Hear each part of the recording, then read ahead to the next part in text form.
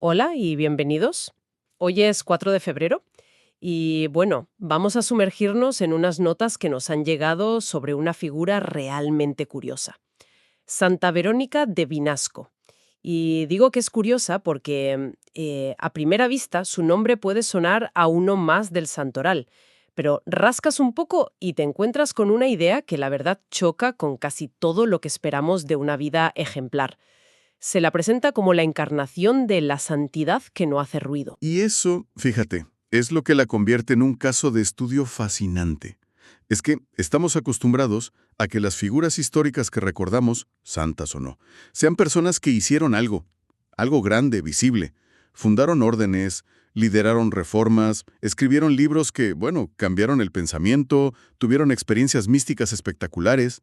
El catálogo de la grandeza suele estar lleno de acción, de impacto externo. Y de repente, las fuentes sobre esta mujer nos proponen un paradigma totalmente distinto. Nos obligan a preguntarnos, oye, ¿y si la verdadera grandeza se encuentra en otro sitio? Exacto. Esa es la pregunta que lo abre todo. Y la primera pista, que es casi como un juego de palabras del destino, está en su propio nombre.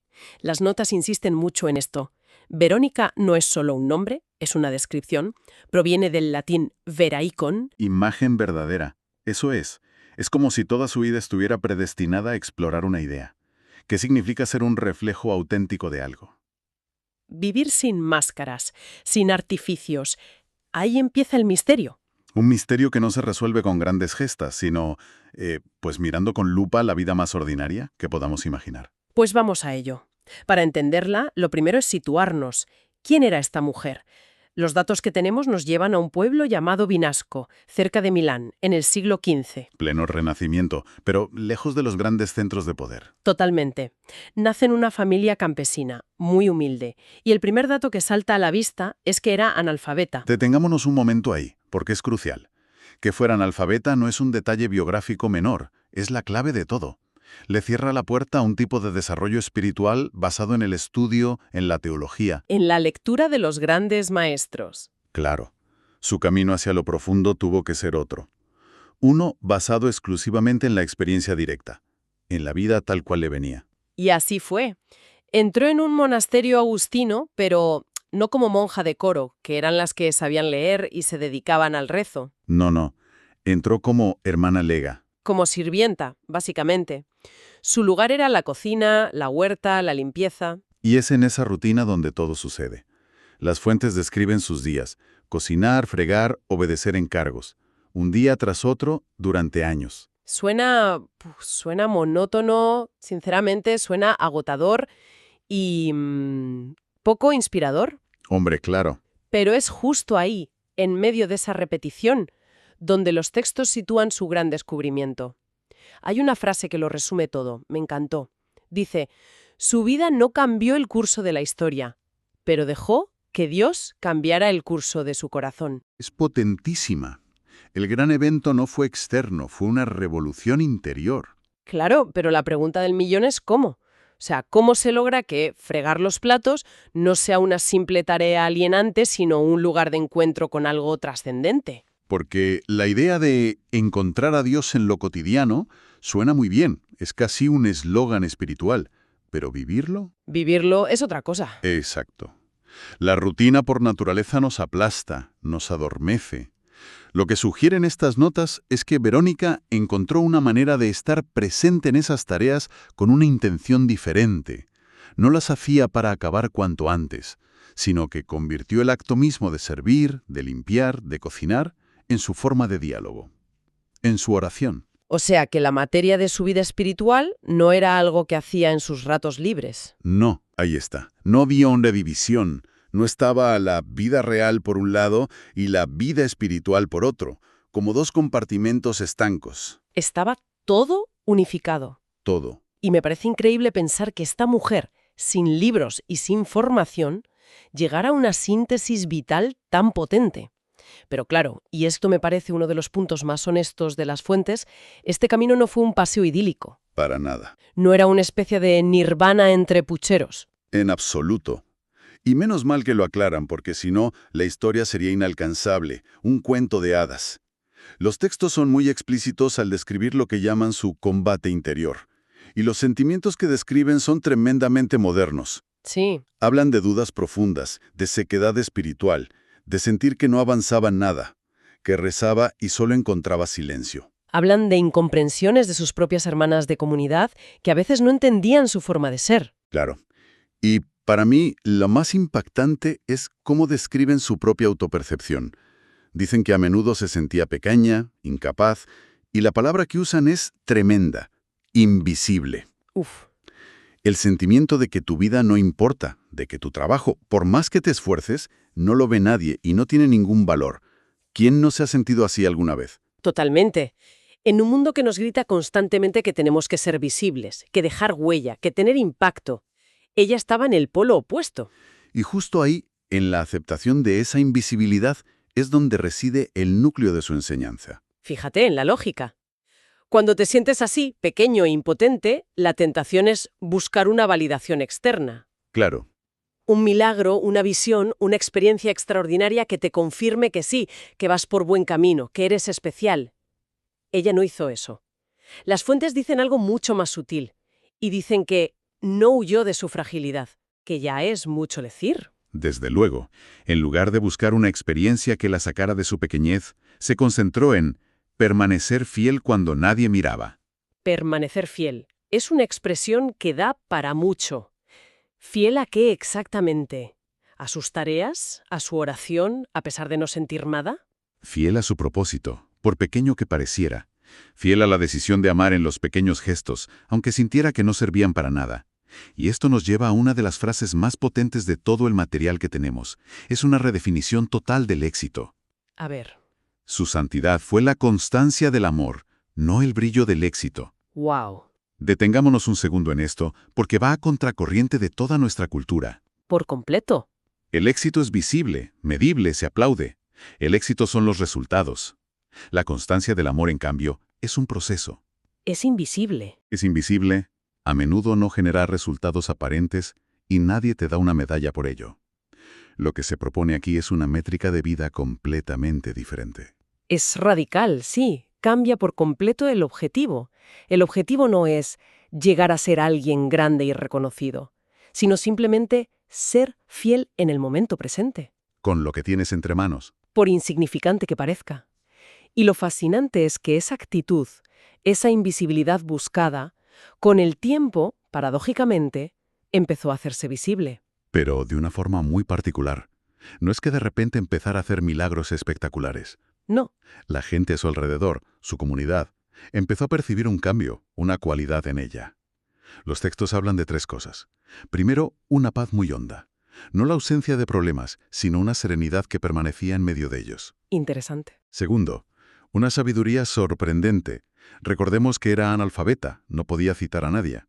Pero sus consejos, sus comentarios, nacidos de la experiencia y del sufrimiento aceptado, daban en el clavo. Y tercero, y quizás lo más importante, una vida unificada. ¿Qué quieren decir con una vida unificada? Pues que no había grietas entre lo que creía, lo que decía y lo que hacía. Su vida era de una sola pieza. Ah, vale. La persona que fregaba la cocina era la misma que rezaba en la capilla y la misma que consolaba a una hermana que estaba triste. Había una coherencia total que era, en sí misma, un testimonio muy poderoso. La antítesis de la hipocresía. Exacto. No tenía un discurso para cada ocasión, simplemente era.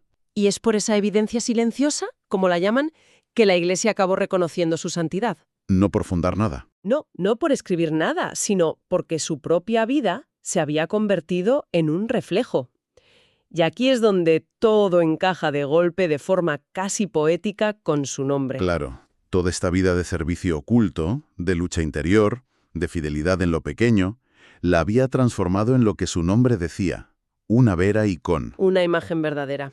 Había llegado a ser auténtica.